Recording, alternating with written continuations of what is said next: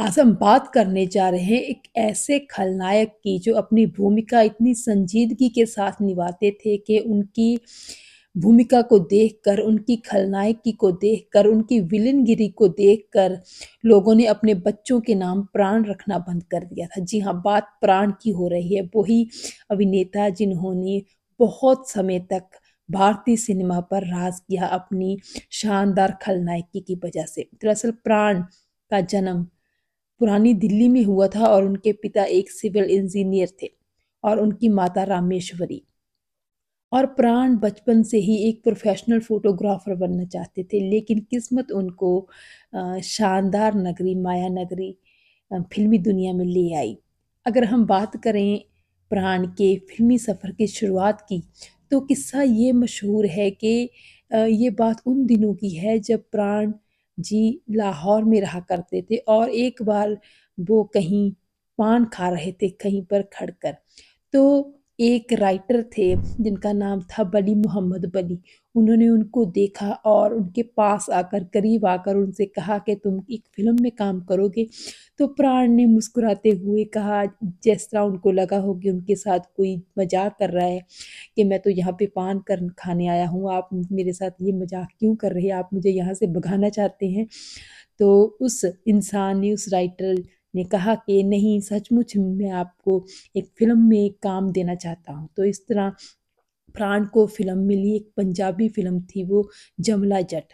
इस तरह लाहौर की फ़िल्म इंडस्ट्री में प्राण छा गए और उनका एक काफ़ी बड़ा नाम भी हो गया। और इस तरह ये किस्सा 1940 का था। फिर जो था भारत का विभाजन हो गया 1947 में और प्राण साहब को भी जो था मुंबई आना पड़ा। तो वो मुंबई आ गए, लेकिन बात ये हुई कि मुंबई में क्योंकि उनको कोई जानता नहीं था, कोई पहचानता नहीं था और उनको काम की बहुत मुश्किल हो गई। और बड़ी मुश्किल से जैसे-तैसे करके प्राण जी को एक फ़िल्म मिली जो कि बॉम्बे टॉकीज़ के अंडर बन रही थी। इस फ़िल्म का नाम था जिद्दी। ये वही फ़िल्म थी जिसमें देवानंद और कामिनी कौशल ने अहम भूमिकाएँ निभाई थी। और जिद्दी फ़िल्म सुपरहिट रही थी। प्राण ने इस फ़िल्म में भूमिका निभाई थी और उनकी एक्टिंग की भी काफ़ी तारीफ़ की गई थी। तो इस तरह प्राण जी का जो एक्टिंग करियर है वो चल पड़ा था। उन्होंने राज कपूर के साथ भी बहुत बेहतरीन फ़िल्में की, उनकी काफ़ी पसंद किया गया उनकी एक्टिंग को, जैसे चोरी चोरी छलिया, जिस देश में गंगा बहती है, ये सारी फ़िल्में उन्होंने की। लेकिन 50 और 60 के दशक में जहाँ प्राण को सिर्फ़ नेगेटिव रोल ही मिल रहे थे, विलन के रोल ही मिल रहे थे, वहीं पे एक फ़िल्म मिली उनको मनोज कुमार जी की उपकार। इस फ़िल्म में उन्होंने मलंग चाचा का किरदार निभाया था जो कि बहुत ही ज़्यादा इमोशनल था और लोग उनके साथ बहुत जुड़ गए।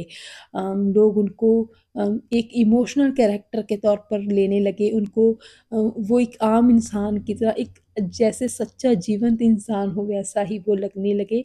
तो इस तरह उन्होंने इस फ़िल्म में एक गाना भी गाया था बेहतरीन, बहुत ही खूबसूरत इमोशनल जज़्बाती सा गाना था, कस्में वादे प्यार वफ़ा सब बातें हैं बातों का क्या। तो इस तरह इस फ़िल्म के ज़रिए, इस रोल के ज़रिए उनकी तरफ जो लोगों की तवज्जो थी वो अलग तरह की रहने लगी। पहले लोग समझते थे कि वो सिर्फ़ विलनगिरी ही कर सकते हैं, लेकिन इस फ़िल्म के बाद उनको पॉज़िटिव तरह के रोल भी मिलने लगे, जैसे जंजीर फ़िल्म अमिताभ बच्चन के साथ उन्होंने की। इस फ़िल्म में कितना खूबसूरत कैरेक्टर प्ले किया। हम इमेजिन ही नहीं कर सकते कि जंजीर फ़िल्म का वो कैरेक्टर जो था वो प्राण के सिवा कोई और निभा सकता है। यहाँ तक कि गाना भी उन पर फ़िल्माया गया, जैसे वो गाना था, यार है ईमान मेरा यार मेरी ज़िंदगी। तो इस तरह जो था प्राण साहब का करियर चला और बहुत ही खूबसूरती के साथ चला। विलेन और खलनायकी के रोल करने के साथ-साथ अब वो कैरेक्टर आर्टिस्ट के रोल भी करने लगे।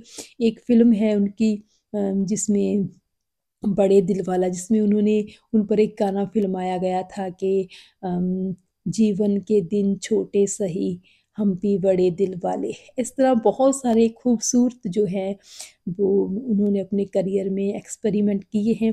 उन्होंने सिर्फ़ विलनगिरी या फिर जो है खलनायकी ही नहीं की, बल्कि क विलन के साथ-साथ उन्होंने कॉमेडी भी की है।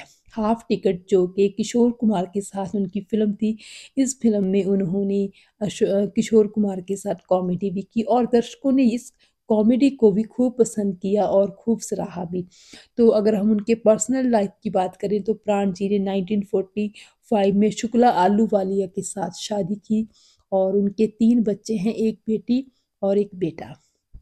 तो इस तरह इस जो है अभिनेता का करियर बहुत शानदार रहा। लोगों ने उनको बहुत प्यार दिया उनके करियर में।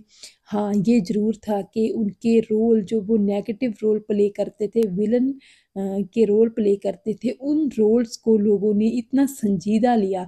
देखिए, वो भी एक एक्टर की एक तारीफ़ होती है, एक ख़ासियत होती है कि उनके रोल को लोग इतना असलियत मानने लगे कि सच मानने लगे कि उससे नफ़रत करने लगे उस कैरेक्टर से और कहा जाता है कि प्राण इतने ज़्यादा जो थे नफ़रत के पात्र बन गए थे अपने उन कैरेक्टरों की वजह से कि लोगों ने अपने बच्चों का नाम प्राण रखना बंद कर दिया था। उनको लगता था कि अगर ऐसा नाम रखेंगे, प्राण नाम रखेंगे तो वही एक बुरा इंसान ही वो हमारा बच्चा बन जाएगा।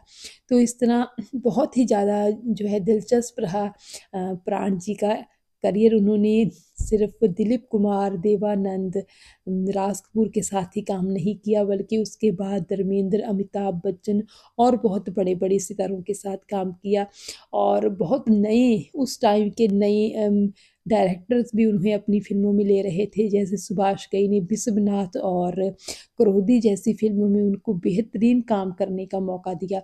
तो इस तरह प्राण जी की अगर एक्टिंग करियर की बात करें, उनकी अभिनय की बात करें तो बेहद शानदार उनका करियर भी रहा और उनका अभिनय भी रहा। एक बहुत बड़ी बात होती है कि जब आप एक करैक्टर रोल कर रहे हों, विलेन का रोल कर रहे हों या फिर करैक्टर या फिर सपोर्टिंग एक्टर का रोल कर रहे हों और उस रोल के साथ ही आप जो है एक्टर के जितना मुकाम रखें, उस फ़िल्म के एक्टर के जितना आपका एक रुतबा हो, वो बहुत बड़ी बात होती है।